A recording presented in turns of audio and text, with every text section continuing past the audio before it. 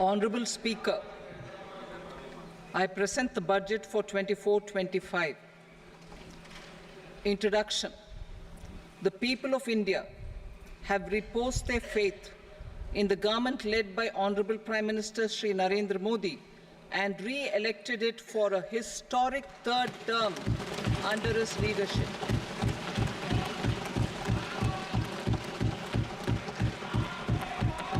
We are grateful for their support, faith, and trust in our policies.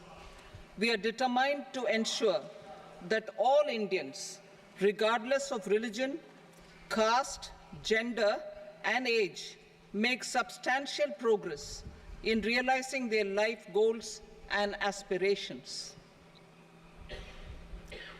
Global context. The global economy, while performing better than expected, is still in the grip of policy uncertainties. Elevated asset prices, political uncertainties, and shipping disruptions continue to pose significant downside risks for growth and upside risks to inflation. In this context, India's economic growth continues to be the shining exception and will remain so in the years ahead.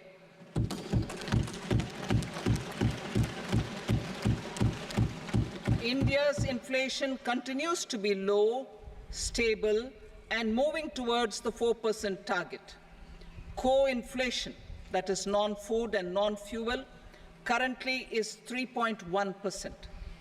Steps are being taken to ensure supplies of perishable goods reach markets adequately. Interim budget.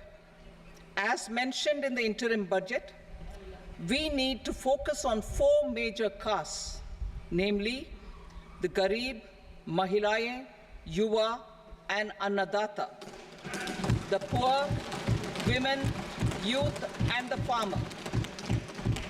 For Annadata, we announced higher minimum support prices a month ago for all major crops, delivering on the promise of at least a 50% margin over costs.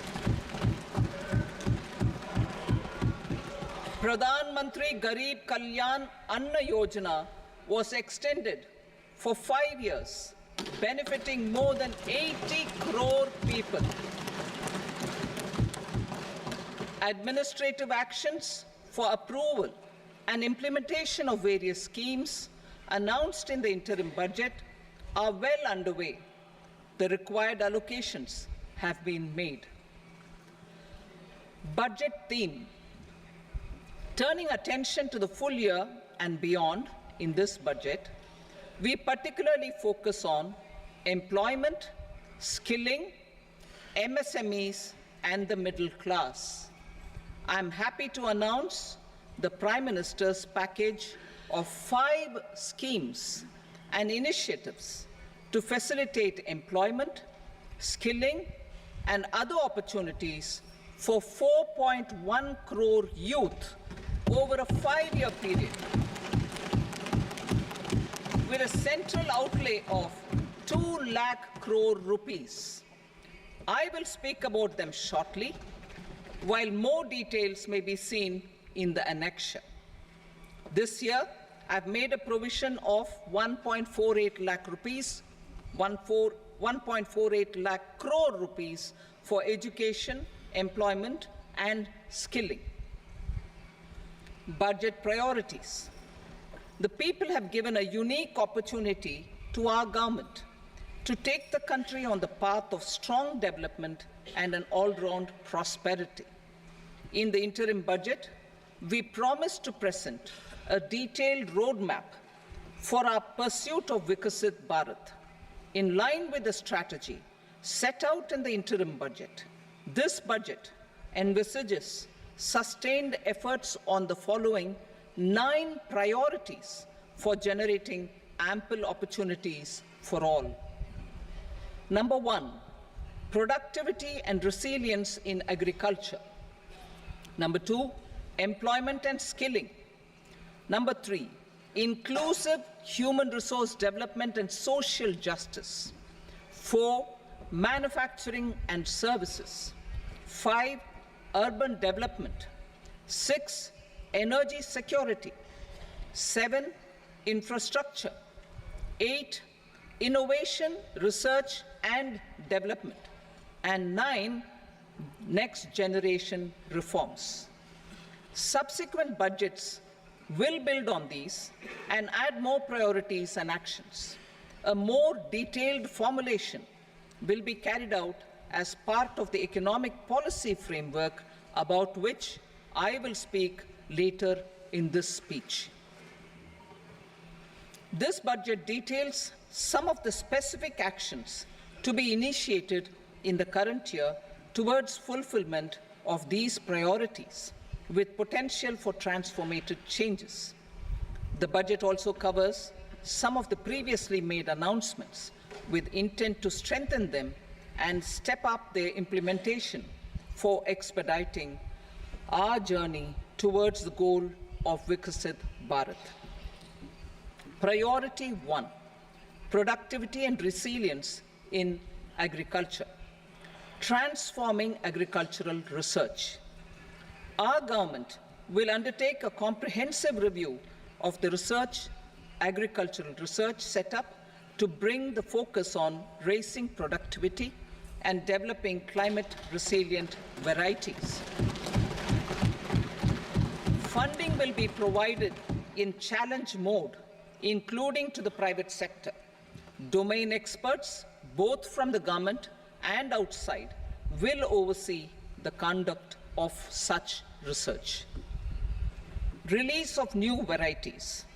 New 109 high-yielding and climate-resilient varieties of 32 field and horticultural crops will be released for cultivation by farmers. Natural farming. In the next 2 years, 1 crore farmers across the country will be initiated into natural farming, supported by certification and branding. Implementation will be through scientific institutions and willing gram panchayats. 10,000 need-based bio-input resource centers will be established. Missions for pulses and oil seeds. For achieving self-sufficiency in pulses and oil seeds, we will strengthen their production, storage, and marketing. As announced in the interim budget, a strategy is being put in place to achieve Atmanirbharta for oil seeds such as mustard, groundnut, sesame, soybean, and sunflower. Vegetable production and supply chains. Large-scale clusters for vegetable production will be developed closer to major consumption centers. We will promote farmer-producer organizations, cooperatives, and startups for vegetable supply chains, including for collection and storage and marketing. Digital public infrastructure for agriculture.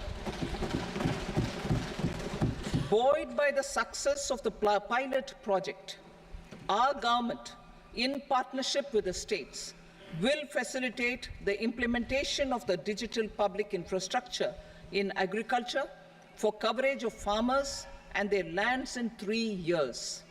During this year, digital crop survey for Kharif using the DPI will be taken up in 400 districts. The details of 6 crore farmers and their lands will be brought into the farmer and land registries.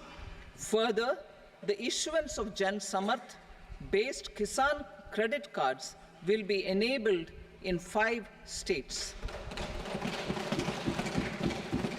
Shrimp production and export. Financial support for setting up a network of nucleus breeding centers for shrimp brood stocks will be provided. Financing for shrimp farming, processing, and export will be facilitated through NABARD. National Cooperation Policy. Our government will bring out a national cooperation policy for systematic, orderly, and all-round development of the cooperative sector, fast-tracking growth of rural economy and generation of employment opportunities on a large scale will be the policy goal. This year, I have made a provision of 1.52 lakh crore rupees for agriculture and allied sectors.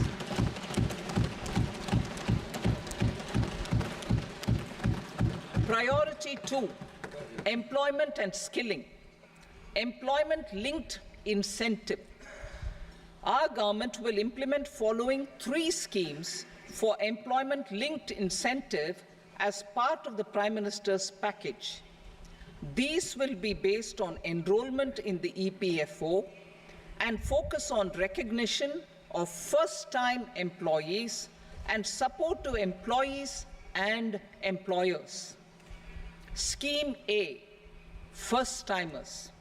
This scheme will provide 1 month wage to all persons newly entering the workforce in all formal sectors.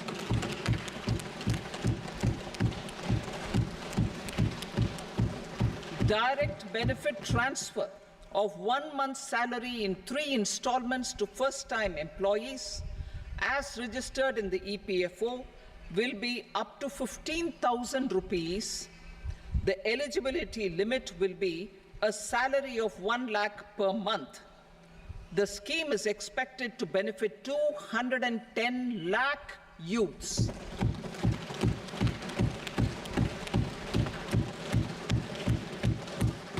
Scheme B, job creation in manufacturing. This scheme will incentivize additional employment in the manufacturing sector linked to the employment of first-time employees. An incentive will be provided at specified scale directly both to the employee and the employer with respect to the EPFO contribution in the first 4 years of employment.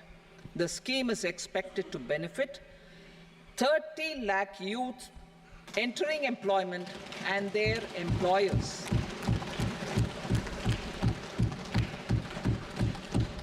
Scheme C, support to employers. This employer-focused scheme will cover additional employment in all sectors. All additional employment within a salary of 1 lakh rupee per month will be counted. The government will reimburse to employers up to 3,000 rupees per month for 2 years towards the EPFO contribution for each additional employee. The scheme is expected to incentivize additional employment of 50 lakh persons.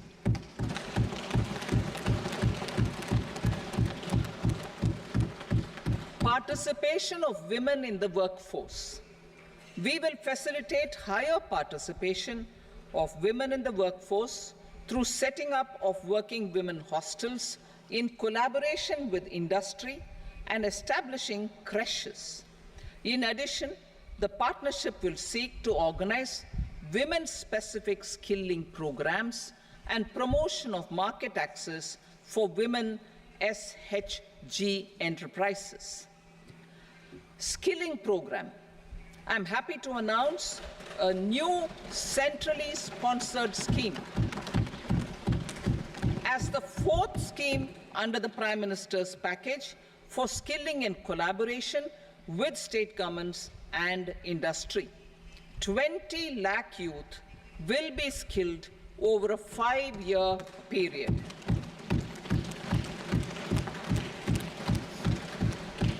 "1,000 industrial training institutes will be upgraded in hub and spoke arrangements with outcome orientation.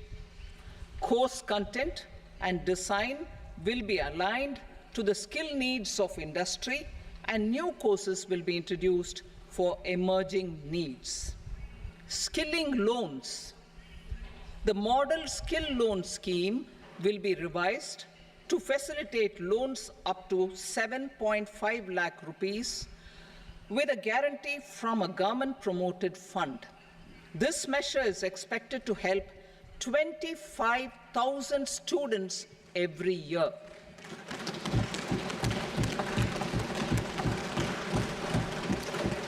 Education loans. For helping our youth who have not been eligible for any benefit under government schemes and policies, I am happy to announce a financial support for loans up to 10 lakh rupees for higher education in domestic institutions.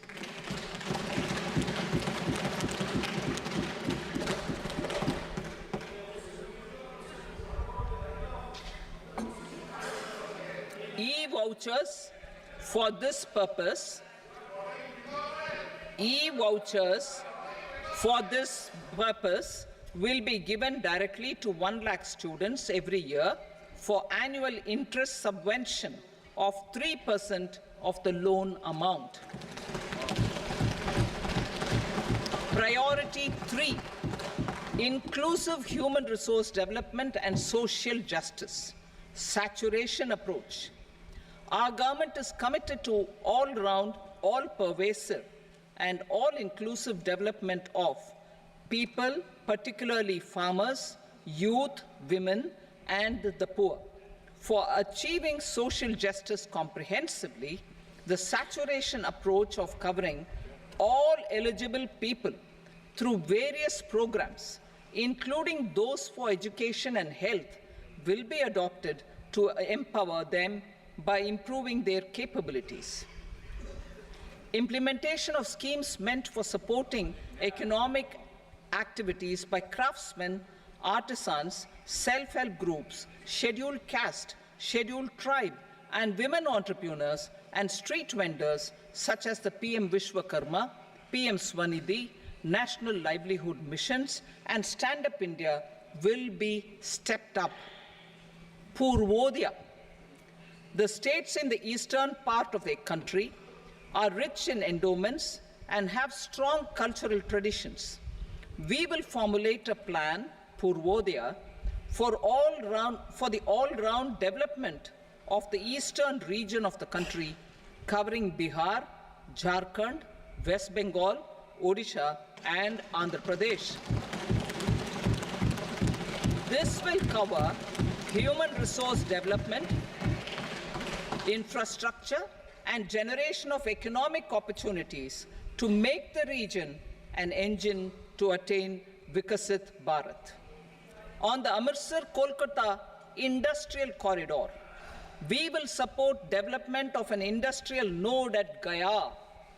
This corridor will catalyze industrial development of the eastern region. The industrial node at Gaya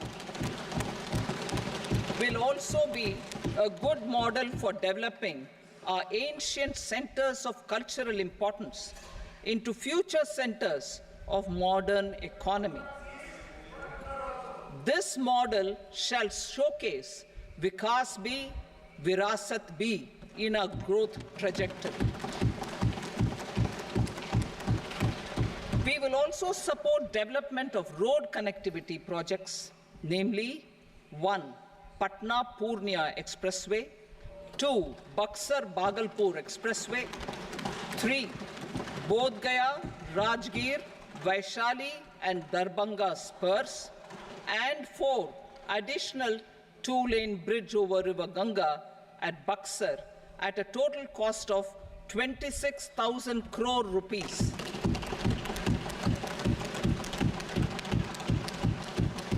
Power projects, including setting up of a new 2,400 megawatt power plant at Pir Painti, will be taken up at a cost of 21,400 crore rupees. New airports, medical colleges, and sports infrastructure in Bihar will be constructed.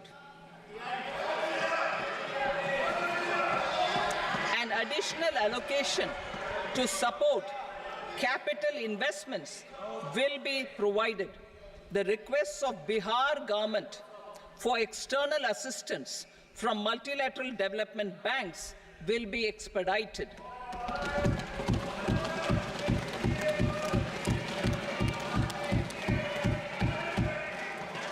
Andhra Pradesh Reorganization Act.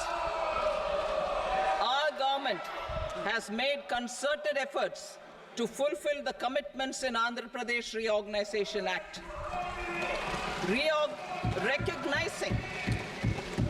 Recognizing the state's need for the capital, recognizing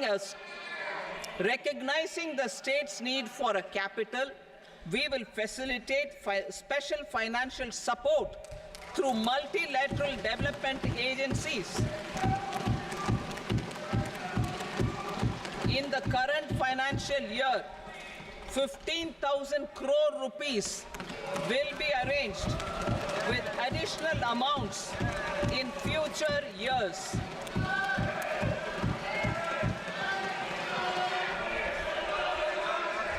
Our government is fully committed to financing and early completion of the Polavaram irrigation project, which is the lifeline for Andhra Pradesh and its farmers. This will facilitate our country's food security as well. Under the Act, Andhra Pradesh Reorganization Act, for promoting industrial development, funds will be provided for essential infrastructure such as water, power, railways, and roads. In Kopparthi node on the Visakhapatnam-Chennai Industrial Corridor and Varavakal node on the Hyderabad-Bengaluru Industrial Corridor. An additional allocation will be provided this year towards capital investment for economic growth. Grants for backward regions of Rayalaseema, Prakasham, North Coastal Andhra, as stated in the Act, will be provided. PM Awaz Yojana. 3 crore additional houses under the PM Awaz Yojana in rural and urban areas in the country will have been announced, for which the necessary allocations are being made. Women-led development. For promoting women-led development, the budget carries an allocation of more than 3 lakh crore for schemes benefiting women and girls. This signals our government's commitment for enhancing women's role in economic development. Pradhan Mantri Janjatiya Unnat Gram Abhiyan.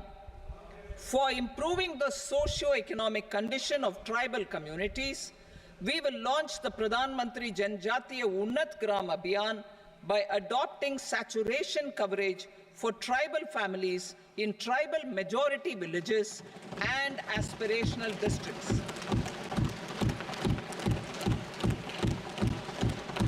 This will cover 63,000 villages, benefiting 5 crore tribal people. Bank branches in northeastern region. More than 100 branches of India Post Payment Bank will be set up in the northeast region to expand the banking services. This year, I have made a provision of 2.66 lakh crore rupees for rural development, including rural infrastructure. Priority 4, manufacturing and services, support for promotion of MSMEs. This budget provides special attention to MSMEs and manufacturing, particularly labor-intensive manufacturing. We have formulated a package covering financing, regulatory changes, and technology support for MSMEs to help them grow and also compete globally, as mentioned in the interim budget. I am happy to announce the following specific measures.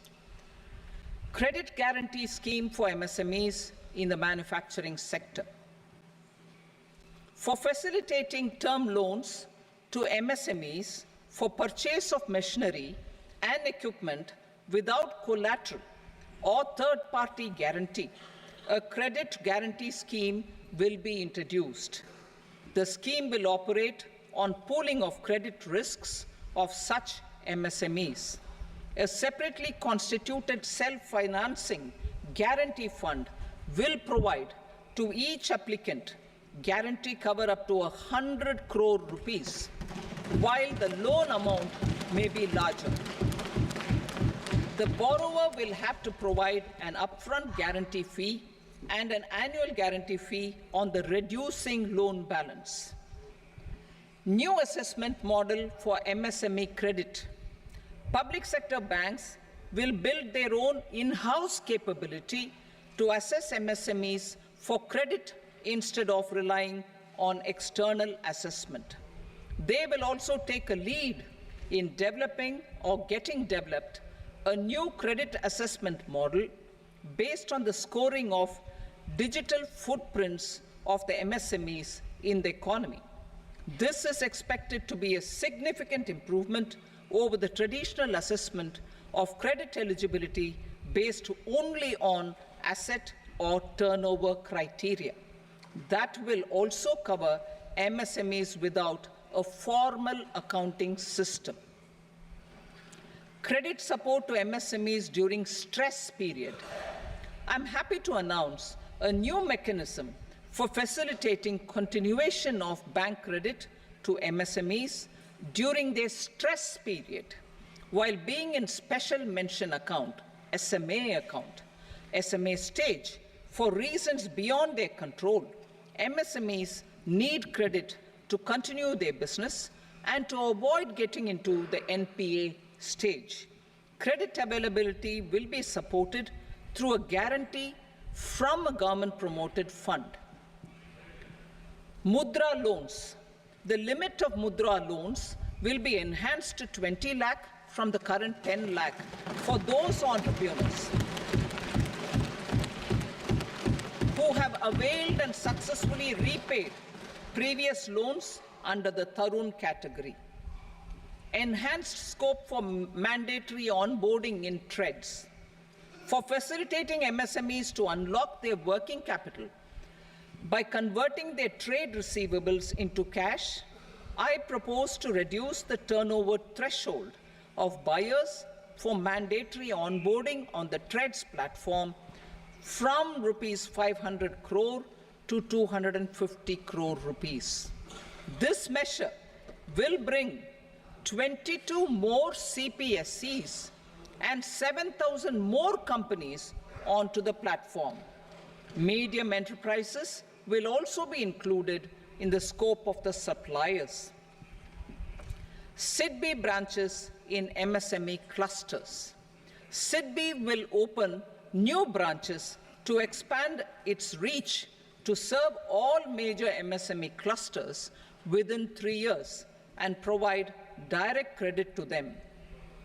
With the opening of 24 such branches this year, the service coverage will expand to 168 out of 242 major clusters. MSME units for food irradiation, quality and safety testing. Financial support for setting up of 50 multi-product food irradiation units in the MSME sector will be provided. Setting up of 100 food quality and safety testing labs with NABL accreditation will be facilitated. E-commerce export hubs to enable MSMEs and traditional artisans to sell their products in international markets. E-commerce export hubs will be set up in public-private partnership mode. These hubs, under a seamless regulatory and logistic framework, will facilitate trade and export-related services under one roof. Measures for promotion of manufacturing and services, internship in top companies. As the fifth scheme under Prime Minister's package, our government will launch a comprehensive scheme for providing internship opportunities in 500 top companies to 1 crore youth in 5 years. They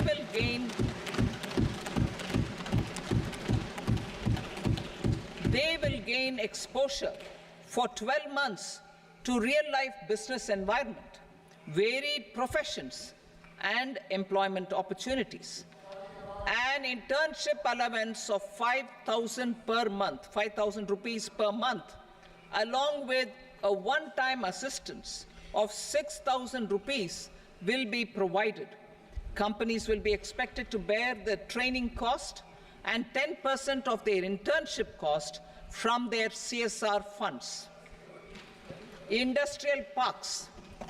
Our government will facilitate development of investment-ready, plug-and-play industrial parks with complete infrastructure in or near 100 cities in partnership with the states and private sector by better using town planning schemes. 12 industrial parks under the National Industrial Corridor Development Program also will be sanctioned.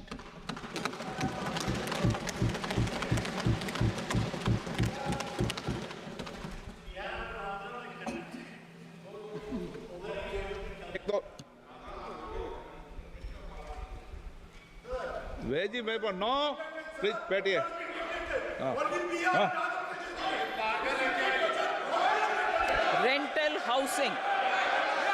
Rental housing with dormitory type accommodation for industrial workers will be, just 1 minute. Rental housing, I repeat, rental housing with dormitory type accommodation for industrial workers will be facilitated in PPP mode with VGF support and commitment from anchor industries.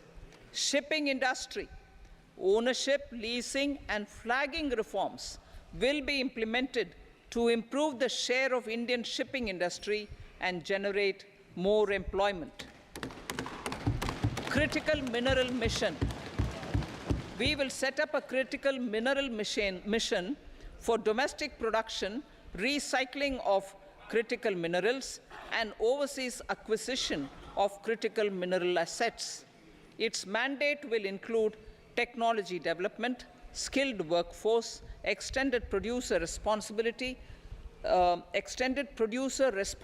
framework, and a suitable financing mechanism. Offshore mining of minerals.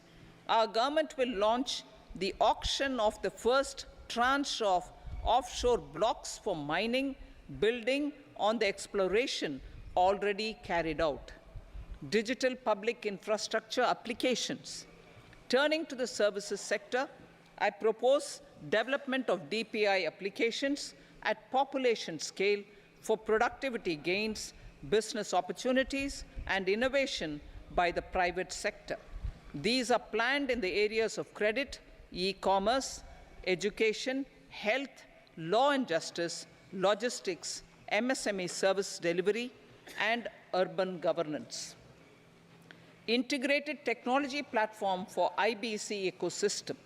An integrated technology platform will be set up for improving the outcomes under the Insolvency Bankruptcy Code for achieving consistency, transparency, timely processing, and better oversight for all stakeholders.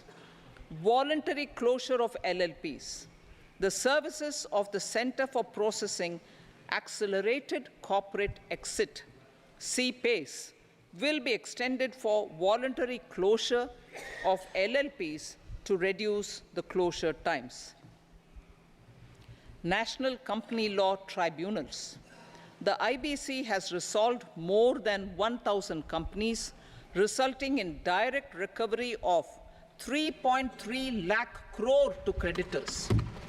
3.3 lakh crore rupees to creditors. In addition, 28,000 cases involving over 10 lakh crore rupees have been disposed of even prior to admission. Appropriate changes to the IBC, reforms and strengthening of the tribunal and appellate tribunals will be initiated to speed up insolvency resolution. Additional tribunals will be established. Out of those, some will be notified to decide cases exclusively under the Companies Act. Debt recovery. Steps for reforming and strengthening debt recovery tribunals will be taken. Additional tribunals will be established to speed up recovery. Priority 5, urban development. Cities as growth hubs.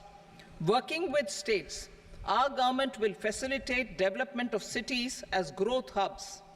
This will be achieved through economic and transit planning and orderly development of peri-urban areas utilizing town planning schemes. Creative redevelopment of cities. For creative brownfield redevelopment of existing cities with a transformative impact, our government will formulate a framework for enabling policies, market-based mechanisms, and regulation. Transit-oriented development.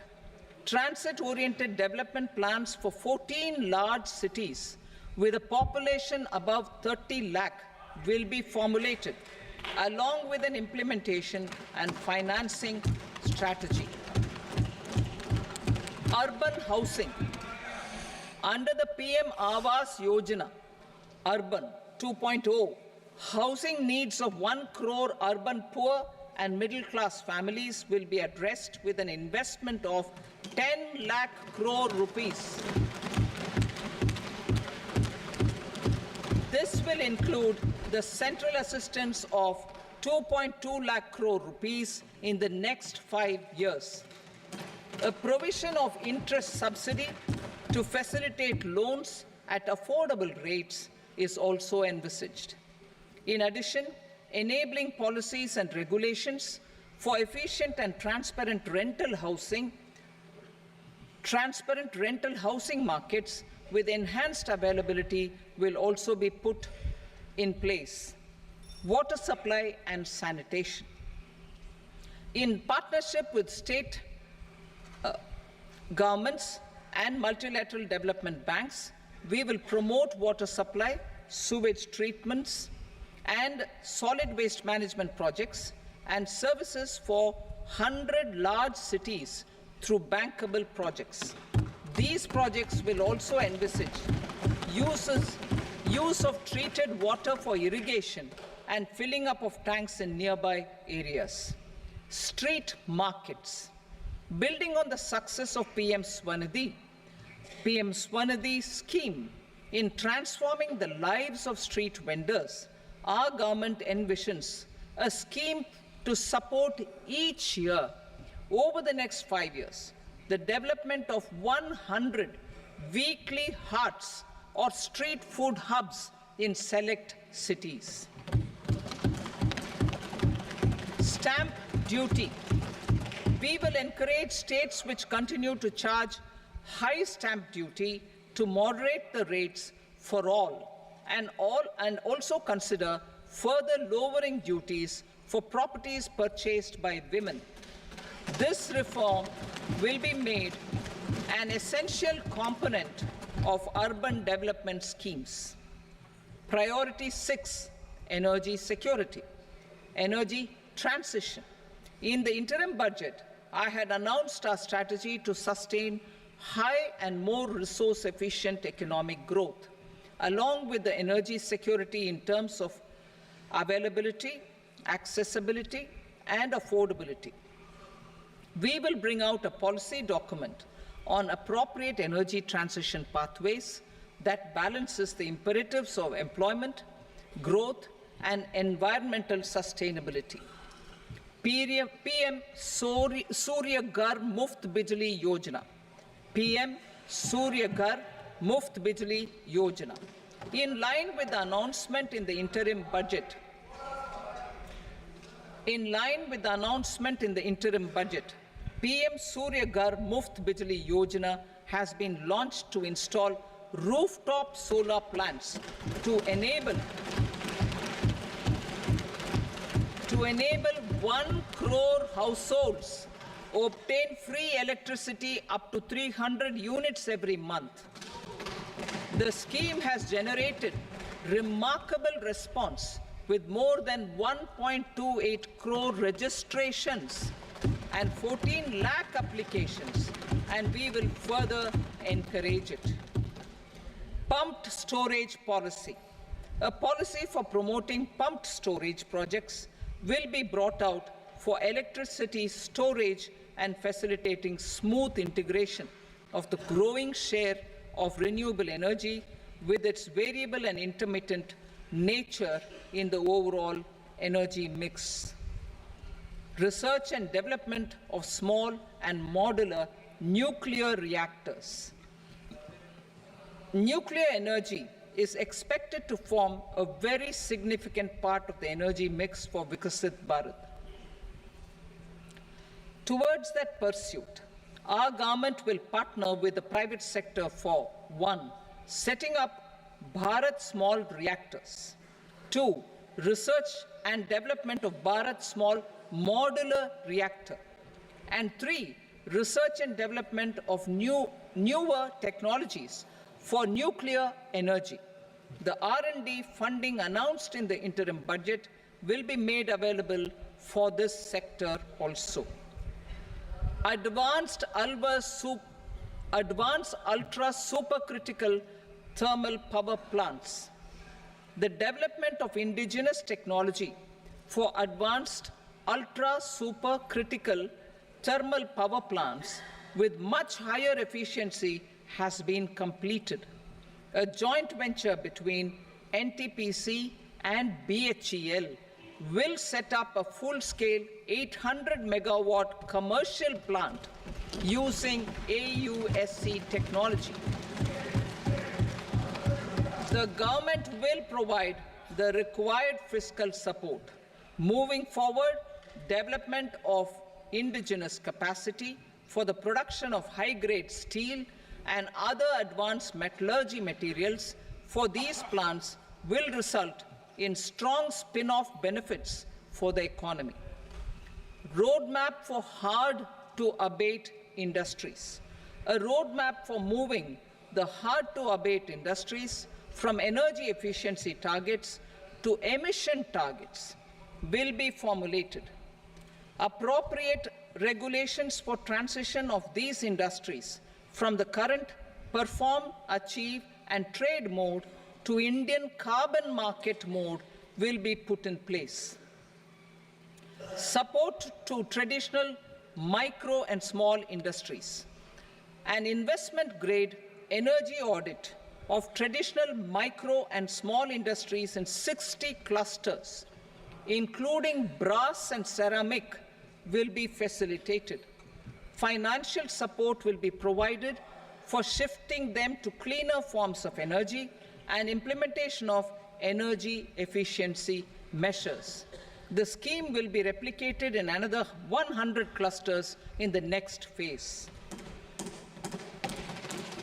Priority 7, infrastructure investment by central government. Significant investment the central government has made over the years in building and improving infrastructure has had a strong multiplier effect on the economy. We will endeavor to maintain strong fiscal support for infrastructure over the next 5 years in conjunction with imperatives of other priorities and fiscal consolidation. This year, I have provided 11,11,111 crore rupees for capital expenditure. This would be 3.4% of our GDP. Infrastructure investment by state governments. We will encourage states to provide support of similar scale for infrastructure, subject to their development priorities. a provision of 1.5 lakh crore rupees for long-term interest-free loans have been made this year also to support the states in their resource allocation. Private investment in infrastructure. Investment in infrastructure by private sector will be promoted through viability gap funding and enabling policies and regulations. A market-based financing framework will be brought out. Pradhan Mantri Gram Sadak Yojana, Phase 4 of the PMGSY will be launched to provide all-weather connectivity to 25,000 rural habitations, which have become eligible in view of their population increase. Irrigation and flood mitigation. Bihar has frequently suffered from floods, many of them originating outside the country. Plans to build flood control structures in Nepal are yet to progress. Our government, through the Accelerated Irrigation Benefit Program and other sources, will provide financial support for projects with estimated cost of 11,500 crore rupees, such as the Kosi-Michi intra-state link and 20 other ongoing and new schemes, including barrages, river pollution abatement, and irrigation projects. In addition, survey and investigation of Kosi-related flood mitigation and irrigation projects will be undertaken.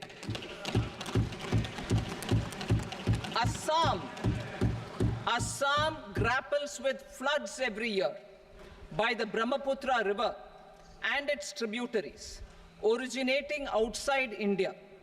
We will provide assistance to Assam for flood management and related projects.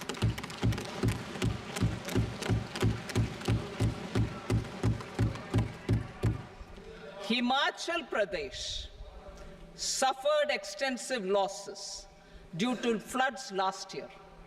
Our government will provide assistance to the state for reconstruction and rehabilitation through multilateral development assistance.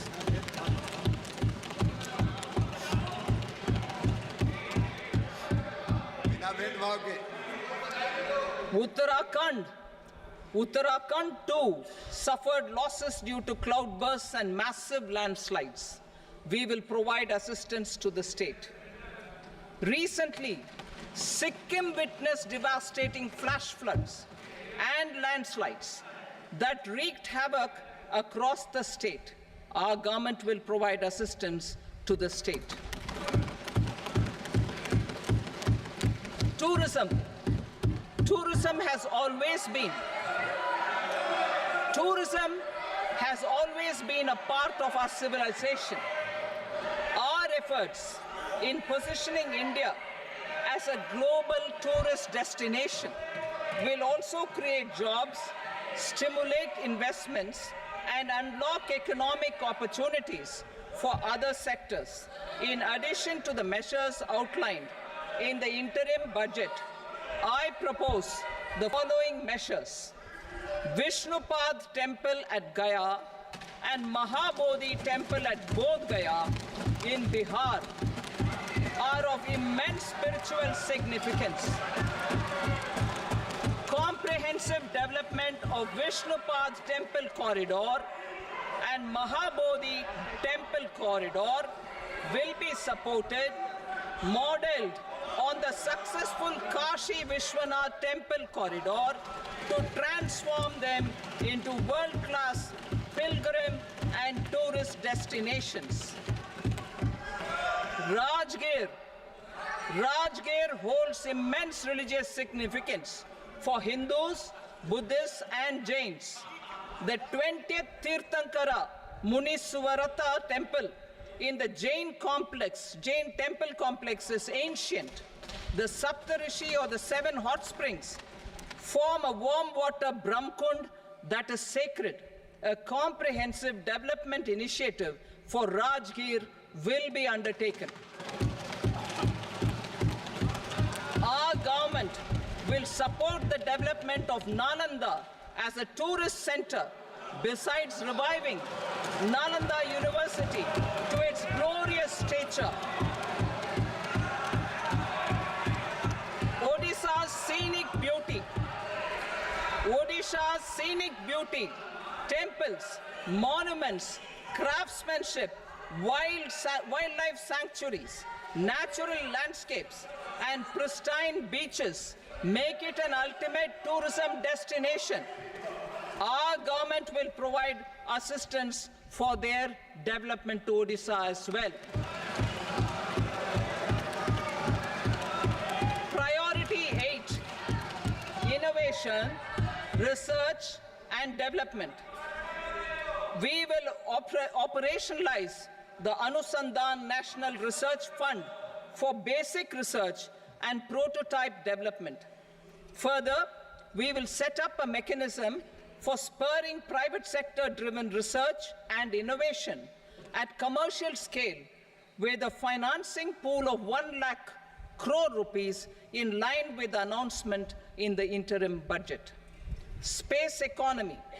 With our continued emphasis on expanding the space economy by 5 times in the next 10 years, a venture capital fund of 1,000 crore rupees will be set up. Priority 9, next generation reforms. Economic policy framework. We will formulate an economic policy framework to delineate the overarching approach to economic development and set the scope of the next generation of reforms for facilitating employment opportunities and sustaining high growth. Our government will initiate and incentivize reforms for 1. Improving productivity of factors of production, and 2. Facilitating markets and sectors to become more efficient. These reforms will cover all factors of production, namely land, labor, capital, and entrepreneurship, and technology as an enabler of improving total factor productivity and bridging inequality. Effective implementation of several of these reforms requires collaboration between the center and the states and building consensus as development of the country lies in development of the states. For promoting competitive federalism and incentivizing states for faster implementation of reforms, I propose to earmark a significant part of the 50-year interest-free loan. Working with the states, we will initiate the following reforms.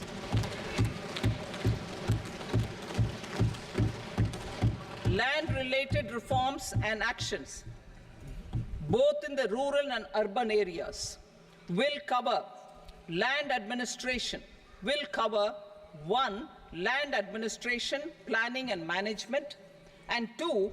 Urban planning usage and building bylaws. These will be incentivized for completion within the next 3 years through appropriate fiscal support. Rural land-related actions.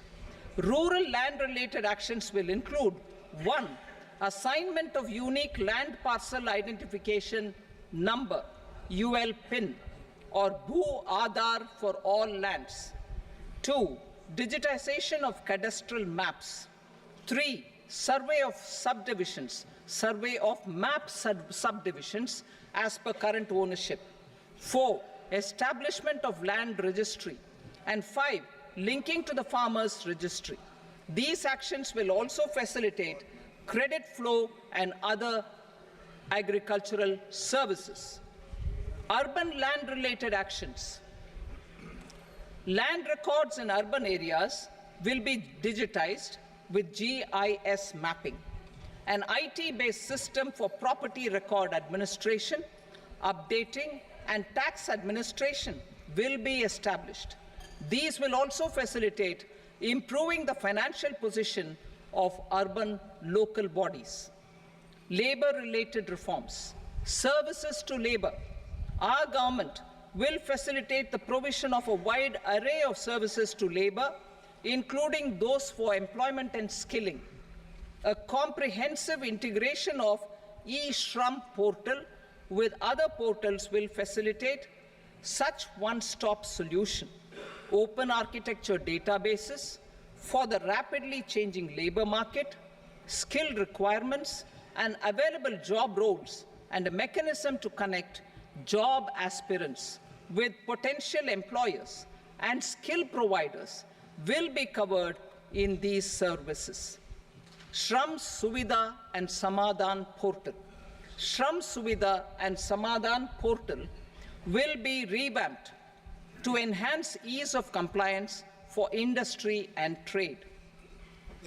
Capital and entrepreneurship-related reforms, financial sector vision and strategy. For meeting financing needs of the economy, our government will bring out a financial sector vision and strategy document to prepare the sector in terms of size, capacity, and skills. This will set the agenda for the next 5 years and guide the work of the government, regulators, financial institutions, and market participants. Taxonomy for climate finance. We will develop taxonomy for climate finance for enhancing the availability of capital for climate adaptation and mitigation. This will support achievement of the country's climate commitments and green transition. Variable capital company structure. We will seek the required legislative approval for providing an efficient and flexible mode for financing leasing of aircrafts and ships and pooled funds of private equity through a variable company structure. Foreign direct investments and overseas investment. The rules and regulations for foreign direct investment and overseas investments will be simplified to 1.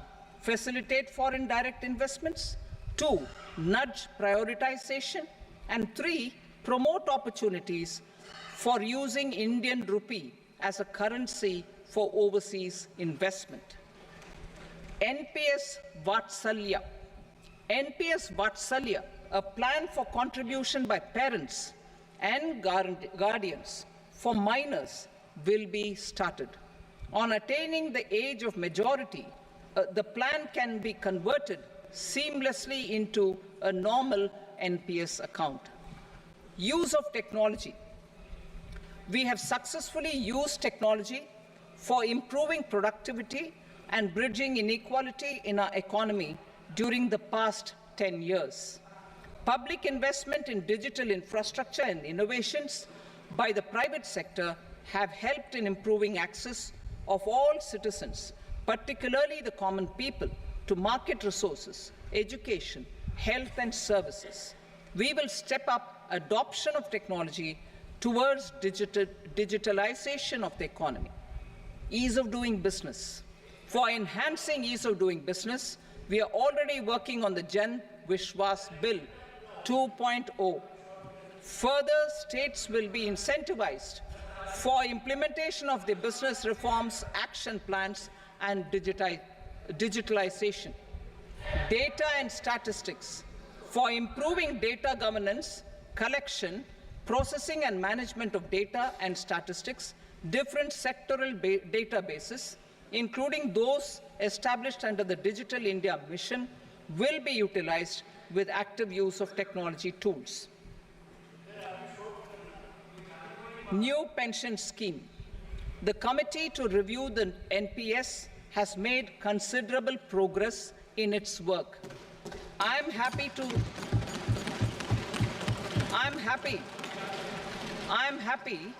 that the staff side of the National Council of the Joint Consultative Machinery for Central Government Employees has taken a constructive approach. A solution will be evolved which addresses the relevant issues while maintaining fiscal prudence to protect the common citizens. Budget estimates for 24-25. For the year 24-25, total receipts other than borrowings and the total expenditure are estimated at 32.07 lakh crore rupees and 48.21 lakh crore rupees respectively. The net tax receipts are estimated at 25.83 lakh crore rupees. The fiscal deficit is estimated at 4.9% of the GDP. The gross and the net market borrowings through dated securities during 24-25 are estimated at 14.01 lakh crore rupees and 11.63 lakh crore rupees respectively. Both will be less than that in 23-24. The fiscal consolidation path announced by me in 2021 has served our economy very well, and we aim to reach the deficit below 4.5% next year. The government is committed to staying the course. From 2026-27 onwards, our endeavor will be to keep the fiscal deficit each year such that the central government's debt will be on a declining path as percentage of GDP. I will now move to Part B.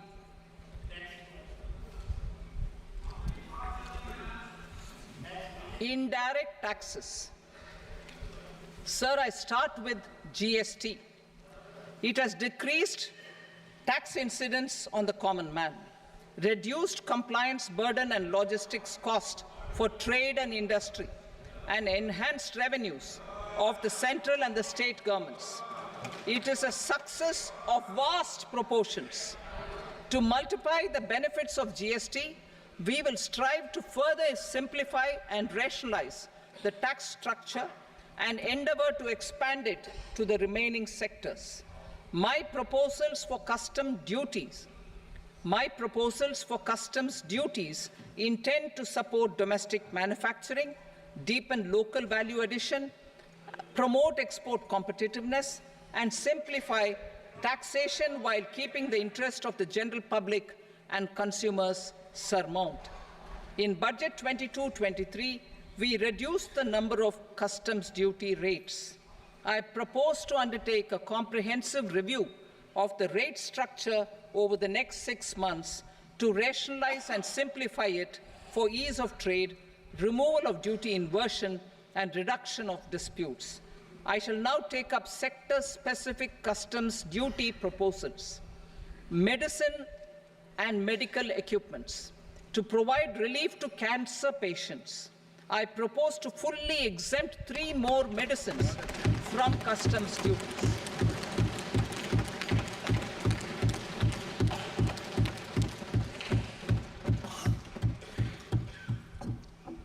I also propose changes in the BCD on X-ray tubes and flat panel detectors for use in medical X-ray machines under the phased manufacturing program so as to synchronize them with the domestic capacity addition.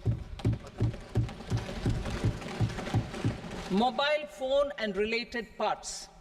With a 3-fold increase in domestic production and almost a 100-fold jump in exports of mobile phones over the last 6 years, the Indian mobile industry has matured. In the interest of consumers, I now propose to reduce the BCD on mobile phone, mobile PCBA, and mobile charger to 15%. Critical minerals. Minerals such as lithium, copper, cobalt, and rare earth elements are critical for sectors like nuclear energy, renewable energy, space, defense, telecommunications, and high-tech electronics. I propose to fully exempt customs duties on 25 critical minerals and reduce BCD on 2 of them. This will provide a major fillip to the processing and refining of such minerals and help secure their availability for these strategic and important sectors. Solar energy. Energy transition is critical in the fight against climate change. To support energy transition, I propose to expand the list of exempted capital goods for use in the manufacture of solar cells and panels in the country. Further, in view of sufficient domestic manufacturing capacity of solar gas, glass and tinned copper interconnect, I propose not to extend the exemption of custom duties provided to them. Marine products. India's seafood exports in the last financial year touched an all-time high of more than 60,000 crores of rupees. Frozen shrimp accounted for about 2/3 of these exports. To enhance their competitiveness, I propose to reduce BCD on certain broodstock, polychaete worms, shrimp and fish feed to 5%. I also propose to exempt customs duty on various inputs for manufacture of shrimp and fish feed. Leather and textile. Similarly, to enhance the competitiveness of exports in the leather and textile sectors, I propose to reduce BCD on real down-filling material from duck or goose. I am also making additions to the list of exempted goods for manufacture of leather and textile garments, footwear, and other leather articles for export. To rectify inversion in duty, I propose to reduce BCD subject to conditions on methylene diphenyl diisocyanate MDI for manufacture of spandex yarn from 7.5 to 5%. Furthermore, the export duty structure on raw hides, skin, and leather is proposed to be simplified and rationalized. Precious metals. To enhance domestic value addition in gold and precious metal jewelry in the country, I propose to reduce customs duties on gold and silver to 6% and that of platinum to 6.4%. Other metals. Steel and copper are important raw materials. To reduce their cost of production, I propose to remove the BCD on ferronickel and blister copper. I am also continuing with nil BCD on ferrous scrap and nickel cathode and concessional BCD of 2.5% on copper scrap. Electronics. To increase value addition in the domestic electronics industry, I propose to remove the BCD subject to conditions on oxygen-free copper for manufacture of resistors. I also propose to exempt certain parts for manufacture of connectors. Chemicals and petrochemicals. To support existing and new capacities in the pipeline, I propose to increase the BCD on ammonium nitrate from 7.5% to 10%. Plastics. PVC flex banners are non-biodegradable and hazardous for environment and health. To curb their imports, I propose to raise the BCD on them from 10 to 25%. Telecommunication equipment. To incentivize domestic manufacturing, I propose to increase the BCD from 10 to 15% on PCBA of specified telecom equipment. Trade facilitation. To promote domestic aviation and boat and ship MRO, I propose to extend the period for export of goods imported for repairs from 6 months to 1 year. I'll read that again. To promote domestic aviation and boat and ship maintenance, repair and operations, I propose to extend the period for export of goods imported for repairs from 6 months to 1 year. In the same vein, I propose to extend the time limit for re-import of goods for repairs under warranty from 3 to 5 years. I now move to direct taxes. We will continue our efforts to simplify taxes, improve taxpayer services, provide tax certainty, and reduce litigation while enhancing revenues for funding the development and welfare schemes of the government. It has been our endeavour to simplify taxation. We have taken a number of measures in the last few years, including introduction of simplified tax regimes without exemptions and deductions for corporate tax and for personal income tax. This has been appreciated by taxpayers. 58% of corporate tax came from the simplified tax regime in the financial year 22-23. Similarly, as per data available till now, for the last fiscal, more than 2/3 have availed the new personal income tax regime. Comprehensive review of the Income Tax Act. I am now announcing a comprehensive review of the Income Tax Act 1961. The purpose is to make the Act concise, lucid, easy to read and understand. This will reduce disputes and litigation, thereby providing tax certainty to the taxpayers. I will also bring down the demand embroiled in litigation. It is proposed to be completed in 6 months. A beginning is being made in the Finance Bill by simplifying the tax regime for charities, TDS rate structures, provisions of reassessment and such provisions, and capital gains taxation. Simplification for charities and TDS. Two tax exemption regimes. The two tax exemption regimes for charities are proposed to be merged into one. The 5% TDS rate on many payments is being merged into the 2% TDS rate, and the 20% TDS rate on repurchase of units by mutual funds or UTI is being withdrawn. TDS rate on e-commerce operators is proposed to be reduced from 1 to 0.1%.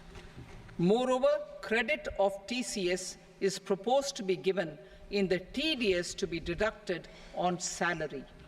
Further, I propose to decriminalize delay for payment of TDS up to the due date of filing statement for the same. I also plan to provide a standard operating procedure for TDS defaults and simplify and rationalize the compounding guidelines for such defaults. Simplification of reassessment. I propose to thoroughly simplify the provisions for reopening and reassessment. An assessment hereinafter can be reopened beyond 3 years from the end of the assessment year only if the escaped income is 50 lakh rupees or more, up to a maximum period of 5 years from the end of the assessment year. Even in such cases, a time limit of 6 years before the year of the search, as against the existing time limit of 10 years, is being proposed. This will reduce tax uncertainty and disputes. Simplification and rationalization of capital gains. Capital gains taxation is also proposed to be hugely simplified. Short-term gains on certain financial assets shall henceforth attract a tax rate of 20%, while that on all other financial assets and all non-financial assets shall continue to attract the applicable tax rate. Long-term gains on all financial and non-financial assets, on the other hand, will attract a tax rate of 12.5%. For the benefit of the lower and the middle income classes, I propose to increase the limit of exemption of capital gains on certain financial assets to 1.25 lakh rupees per year. Listed financial assets held for more than a year will be classified as long-term, while unlisted financial assets and all non-financial assets will have to be held for at least 2 years to be classified as long-term. Unlisted bonds and debentures, debt mutual funds, and market-linked debentures, irrespective of holding period, however, will attract tax on capital gains at applicable rates. Taxpayer services. All the major taxpayer services under GST and most services under customs and income tax have been digitalized. All remaining services of customs and income tax, including rectification and order giving effect to appellate orders, shall be digitalized and made paperless over the next 2 years. Litigation and appeals. While our concerted efforts to reduce pendency of appeals at various appellate fora are beginning to show good results, it will continue to engage our highest attention. To dispose of the backlog of first appeals, I plan to deploy more officers to hear and decide such appeals, especially those with large tax effect. For resolution of certain income tax disputes pending in appeal, I am also proposing Vivad Se Vishwas Scheme 2024. Further, I propose to increase monetary limits for filing appeals related to direct taxes, excise, and service tax in the tax tribunals, high courts, and Supreme Court to 60 lakh rupees, 2 crore rupees, and 5 crore respectively, with a view to reduce litigation and provide certainty in international taxation. We will expand the scope of safe harbor rules and make them more attractive. We will also streamline the transfer pricing assessment procedure. Employment and investment. I have a few proposals to promote investment and foster employment. First of all, to bolster the Indian startup ecosystem, boost the entrepreneurial spirit, and to support innovation, I propose to abolish the so-called angel tax for all classes of investors. Second, there is tremendous potential for cruise tourism in India. To give a fillip to this employment-generating industry, I am proposing a simpler tax regime for foreign shipping companies operating domestic cruises in the country. Third,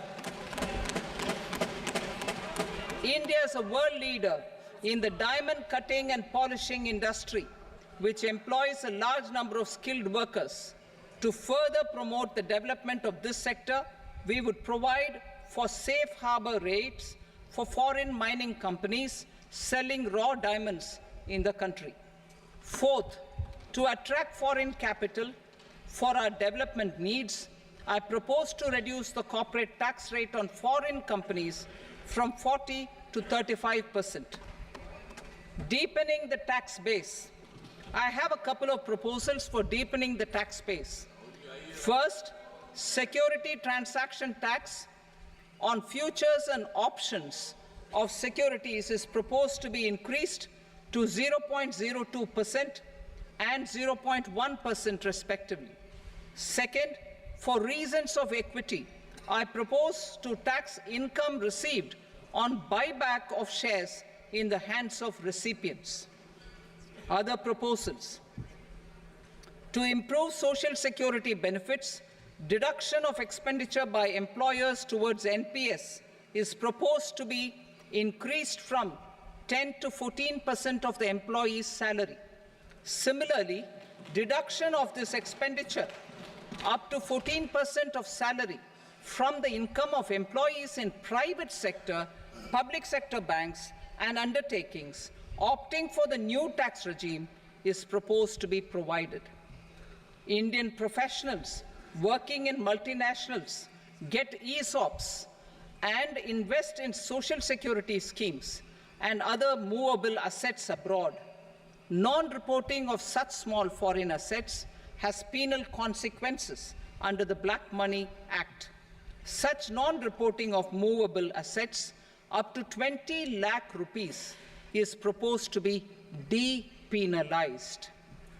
Other major proposals in the finance bill relate to withdrawal of equalization levy of 2%, expansion of tax benefits to certain funds and entities in IFSCs, and immunity from penalty and prosecution to Benamidar on full and true disclosure so as to improve conviction under the Benami Transaction Prohibition Act 1988. Personal income tax. Coming to personal income tax rates, I have two announcements to make for those opting for the new tax regime. First, the standard deduction for salaried employees is proposed to be increased from 50,000 to 75,000 rupees.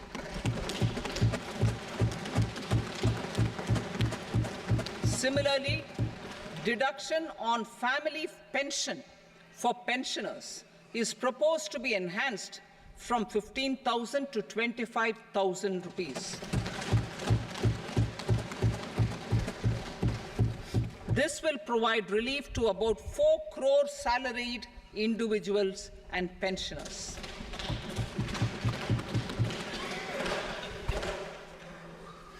Second, in the new tax regime, the tax rate structure is proposed to be revised as follows: 0 to 3 lakh rupees, nil; 3 to 7 lakh rupees, 5%; 7 to 10 lakh rupees, 10%; 10 to 12 lakh rupees, 15%; 12 to 15 lakh rupees, 20%; and above 15 lakh rupees, 30%. As a result of these changes, a salaried employee in the new tax regime stands to save up to 17,500 rupees in income tax.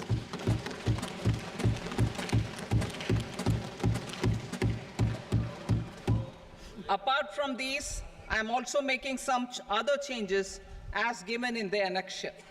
As a result of these proposals, revenue of about 37,000 crore, that is 29,000 crore in direct taxes and 8,000 crore in indirect taxes, will be foregone, while revenue of about 30,000 crore rupees will be additionally mobilized. Thus, the total revenue foregone is about 7,000 crores annually. Mr. Speaker, sir, with this, I commend the budget to this august House. Jai Hind.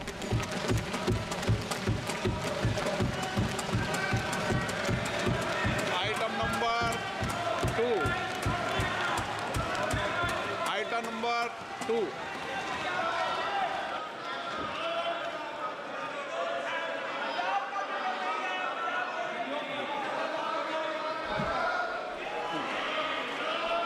Sir, with your permission, I rise to lay on the table the following statements under Section 3 of the Fiscal Responsibility and Budget Management, FRBM Act 2003, Medium-Term Fiscal Policy cum Fiscal Policy Strategy Statement, and Macroeconomic Framework Statement.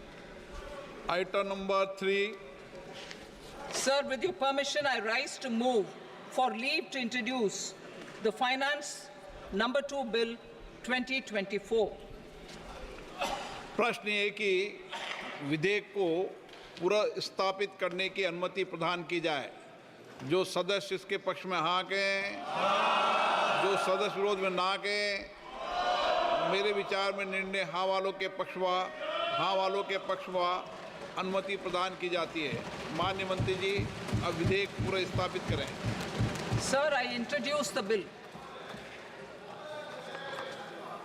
Item number 4. The Union Territory of Jammu and Kashmir budget.